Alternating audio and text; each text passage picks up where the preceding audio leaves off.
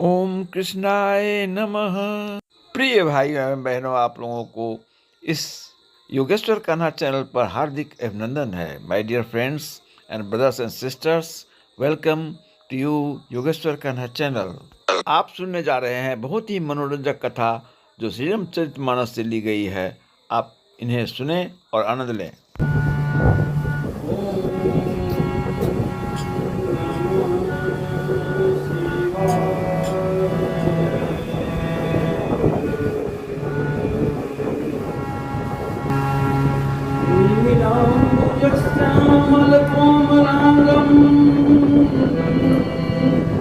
सीता समारोपित वामभागम् बाणो महासायक चारु चापम्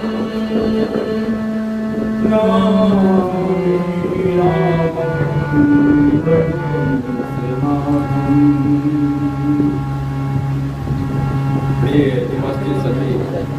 श्री रामचंद्र जी के चरण रज के प्रेमी भक्तजनों और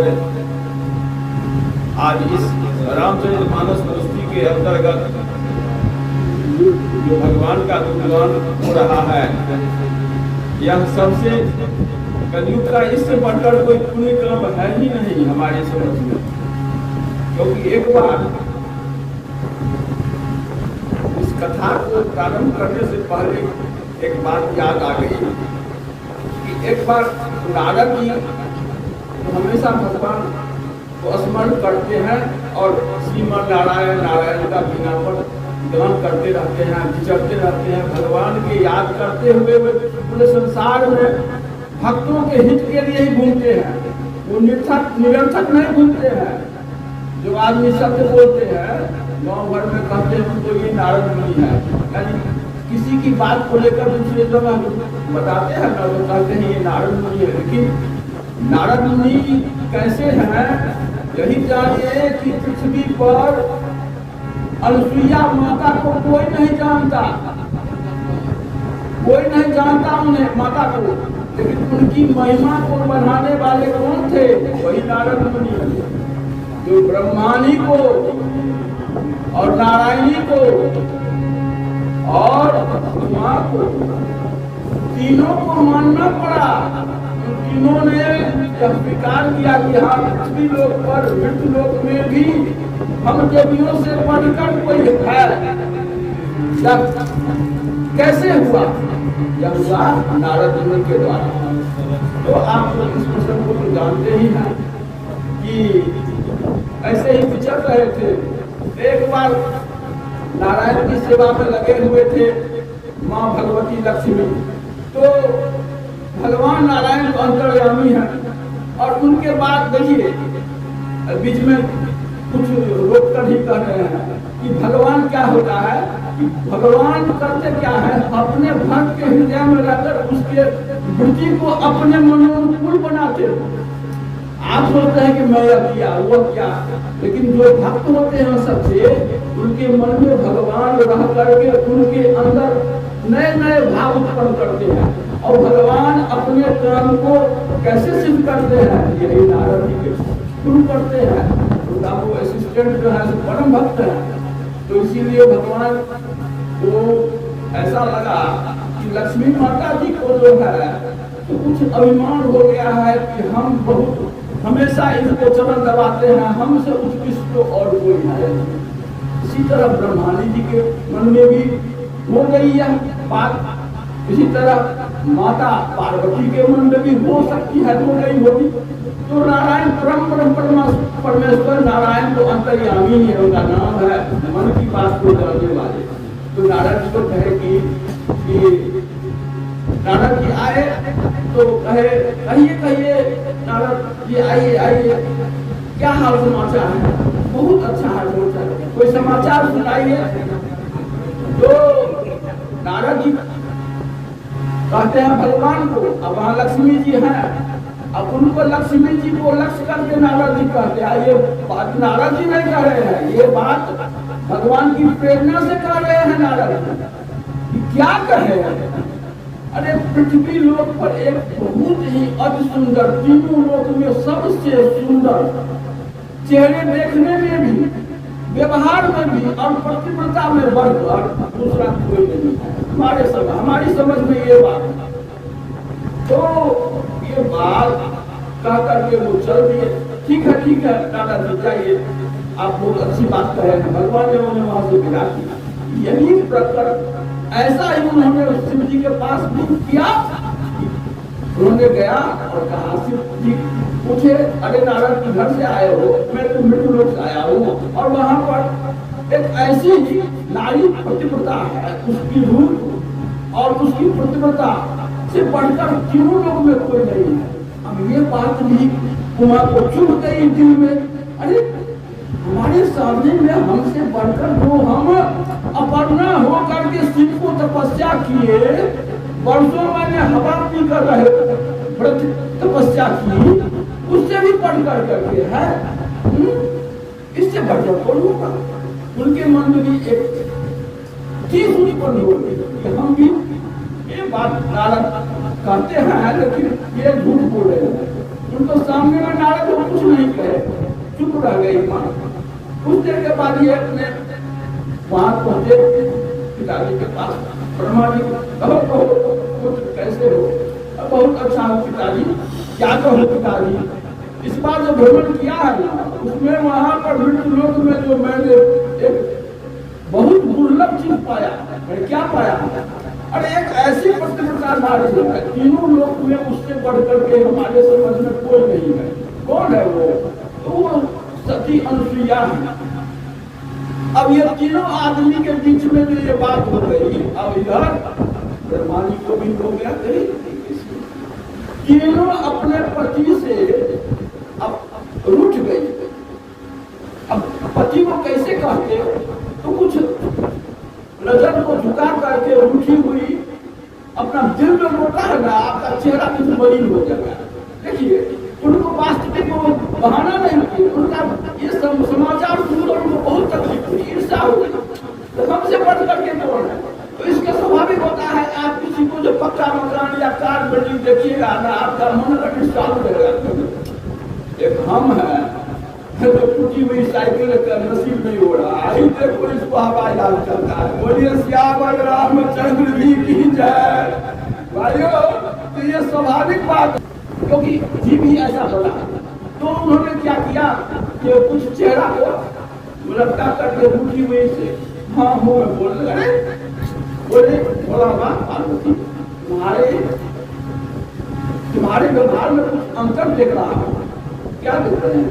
तो तुम बुझी हुई सी रहती हो, कुछ रूठी कुछ बोलती नहीं हो, क्या बात है बताओ?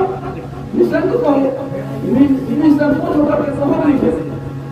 तो उन्होंने कहा कि हे पतिदेव, हे स्वामी, हे मालिक, आप तो सब कुछ जानते। एक बात तो भी जो नारद कह करके आपको कहे, तब से मुझे दिल में चैन नहीं मिल रही। तो आप बता रहे वास्तव में वो है पतिव्रता कैसी है, क्या है, ऐसा कठोर ढंग से कीजिए, उसको जांच करके हमको बताइए, तभी हमको नारद की बातों में विश्वास होगा, अन्यथा मुझे विश्वास नहीं होगा। ठीक है, एक बड़ी बात है, चलते हैं।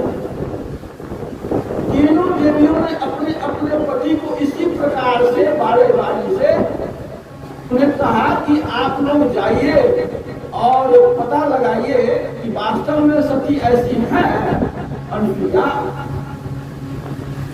रामचरितमानस में आप पढ़िएगा ना, तो जब भगवान सीता जी को लेकर गए तो जंगल में मां सती से अनुसुईया से मुलाकात नहीं हुई थी, और अनुसुईया के पद में सीता चौपाई आप जानते ही, यही अनुसुईया है, कोई दूसरी नहीं कथा कर रहे हैं। यह रामचरितमानस से हम कर रहे हैं कथा, या कथा जो नबी आप कर रहे हैं वो रामचरितमानस के अंतर्गत है।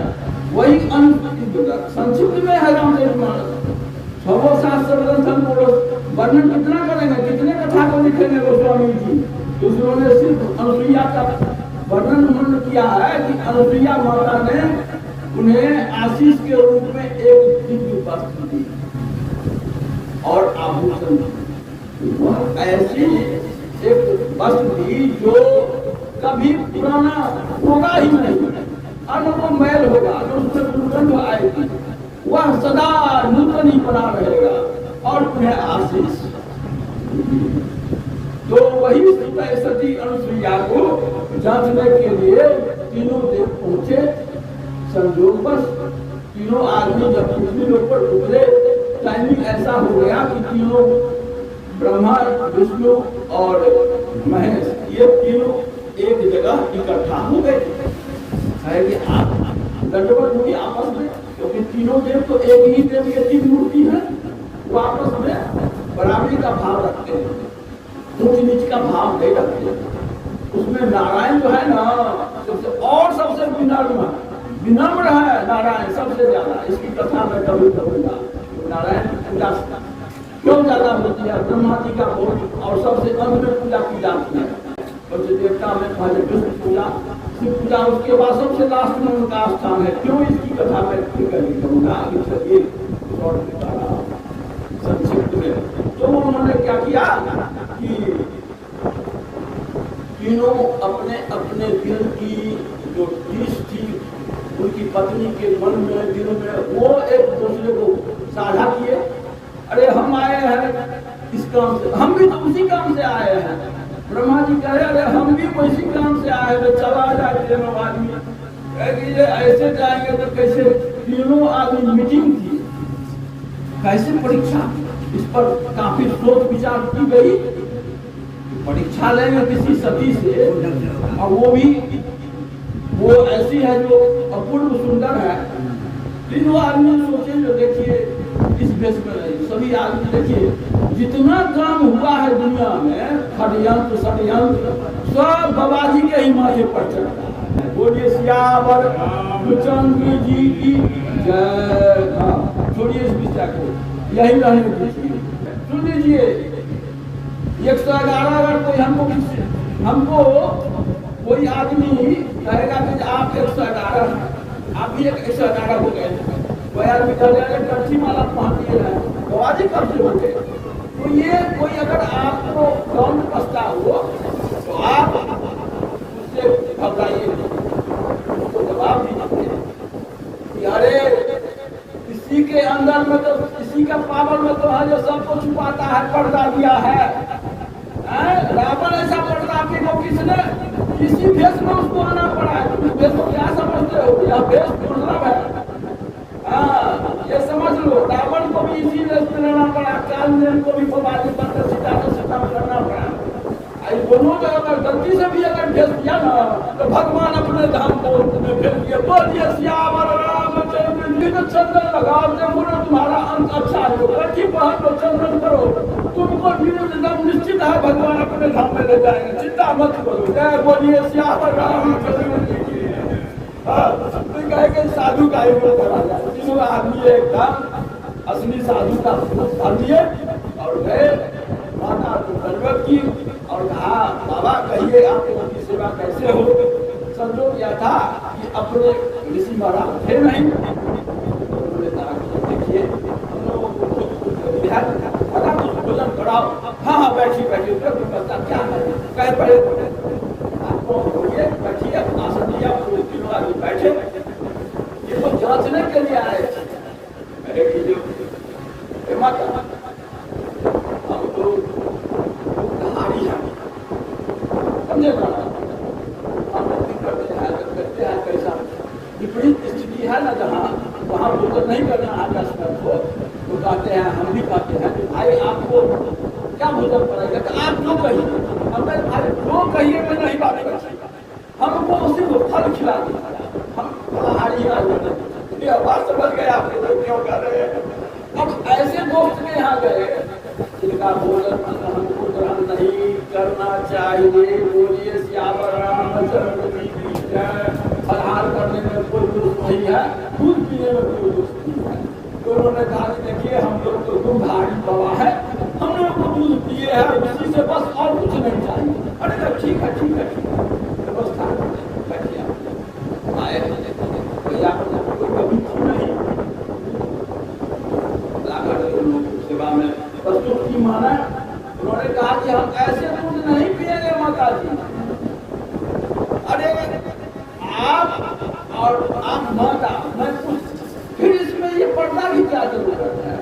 अरे ये कुछ नहीं पिए माँ, हम आपके दूध पिएंगे, आपके अस्तर का दूध पिएंगे।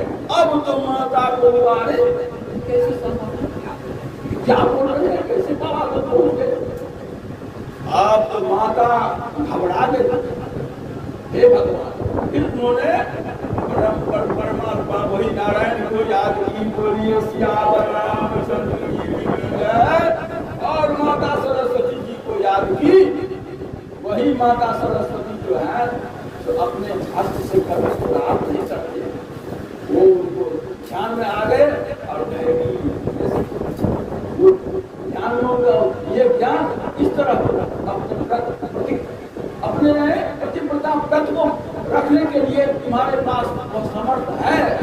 तुम माँ बोले हम बोलो, तुम्हारा वो पुत्र है, तुम उनको बच्चे का तरह मां करके उनको खिलाओ, कोई बात नहीं, तुम्हारी पतिव्रता नष्ट नहीं होगी। बस उन्हें भी याद आ गया कि अरे अगर मैंने दिल से, सच्चे दिल से और अखंड भाव से पति की सेवा की होगी, हमें पतिव्रता की शक्ति भी की आज जांच हो जाएगी।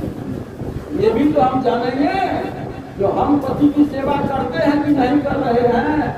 उन्होंने संकल्प किया, माता जी ने, जगत में पति की सेवा करता रहा आ रहा हूँ तो जरूर हमारे मनोकामना की पूर्ति होगी। उन्होंने जल दे दिया हाथ में। और अगर मैं सत्य सत्य सत्य सत्य प्रति और सत्य प्रतिज्ञा करती हूँ कि अगर मैंने अपने पति को वचन, कर्म और मन से, तीनों भागों से कभी अलग किसी पुरुष को नहीं ध्यान किया हूँ, उस प्रतिज्ञा के, उस प्रतिव्रता व्रत के कारण, उस भक्ति के कारण ये तीनों महात्मा जी 3 महीने के बालक हो जाए। बस क्या था, उनका छिटक दिया, वो सभी हो गए बालक। बारी बारी से तीनों को दूध पान उन्होंने कराया और पल्ले में रख करके उन्हें दिलाने लगे, आनंद होने लगा। 1 दिन बीता, 2 दिन बीता, महीना बीत गए, वर्ष बीत गए, तीनों लौट करके अपने धाम गए नहीं। वो लोग बेचैन हो गए, अरे इतनी छोटी काम के लिए, इतना छोटा काम के लिए लोग तो गए, तो कैसे ये लोग अभी तक नहीं लौटे हैं? फिर क्या था, वो तीनों आदमी चले अपने पति को ढूंढते हुए पृथ्वी पर आए। फिर पूछे, भाई पृथ्वी पर पता लगाओ कहाँ है? तो ये चाहिए जंगल भी यहाँ पर है, उनका रास्ता है, वहाँ माँ सभी अलसिया रखी है, वहाँ गए। तो उन्होंने पूछिए उनको, देखे तो तीनों को देख करके वो समझ गए कि ये साधारण औरत नहीं है, ये दिव्य देवी है। उन्होंने तीनों को चरण पखाड़ कर उनका चरणामृत ली और उन्हें उनकी के साथ कहे, देवियों आप किस प्रयोजन से आए हैं, आप बताइए। उन्होंने कहा कि हमारे पति आपके पास आए हुए लेकिन अभी तक लौटे नहीं है। मैंने उन्हें आपके पास भेजी थी लेकिन वो लोग अभी तक लौटे नहीं है, इसीलिए आप उनके बारे में बताइए। कहे कि आपके पति को जो मैंने जानता, आप कौन है? कहेगी हम आप कौन? हम लक्ष्मी। आप कौन? हम महादेवी हैं। अरे तब आप ये तीनों मुझे नहीं आए ना, और आए थे कोई आए, धर्म में कोई आए थे, हाँ 3 बाबा आए थे। और वो कहे कि जो हमको तुम अपने अवसर का दूध पिलाओ। अब समझ गए तीनों को परीक्षा के लिए यही उन्होंने चुना। देखिए मैंने उन्हें बालक बना करके उनको दूध पान करा करके रखे हैं। हो सकता है कि कहीं वही तीनों के हूँ, मैं नहीं जानती हूँ कि वो कौन थे, लेकिन आप जैसे कह रहे हैं हो सकता है वही थे वो, आप पहचानिए। अब ये तीनों बिल्कुल समझिए किन कर्तव्य विमूढ़ हो गई। तीनों देवियां ये समझ में बात नहीं आ रही थी कि अब मैं क्या बोलूं। गिरा कर सती मैं आपसे माफी मांग घास उत्पन्न हुई थी, उसमें जो अज्ञान उत्पन्न हुआ था, उसी का प्रतिफल मैंने भोग रही हूँ। हे माता, आप पुनः मुझे अपने रूप में ला दीजिए। उसमें यह सामर्थ्य नहीं है कि मैं इन्हें पहचान सकूं। फिर क्या था, उन्होंने डर लेकर के कहे, मैं अगर मैं अपने पति की सेवा सच्चे मन और धन सभी भावों से किया हो तो ये अपने स्वरूप में आ जाए। फिर क्या था, लक्ष्मी के अपने रूप में आए और बाबा के रूप में नहीं आए, अपने मूल रूप में आ गए। तीनों देवियां और तीनों देवता उन्हें बहुत सा वरदान और आशीष, आभूषण और दिव्य वस्त्र सब कुछ उन्होंने उन्हें दे दी और यह भी कहा कि आपका यह कीर्ति युगों युगों तक संसार में रहेगा। आपसे बढ़कर के वास्तव में जो दूसरी नारी पतिव्रता नहीं मानी जाएगी। तो इस तरह से यह जो कथा है जो समाप्त होता है को देखते हुए, तो बोलिए श्यावर रामचंद्र की जय, आज की गोष्ठी की जय, आज की गोष्ठी कराने वाले की जय, संत समाज की जय, बम बम हर हर महादेव। प्रिय भाइयों, ज्ञानवर्धक और मनोरंजक कथा के लिए आप इसे सब्सक्राइब कर आप अपना प्यार और आशीर्वाद प्रदान करेंगे। जय कृष्ण, जय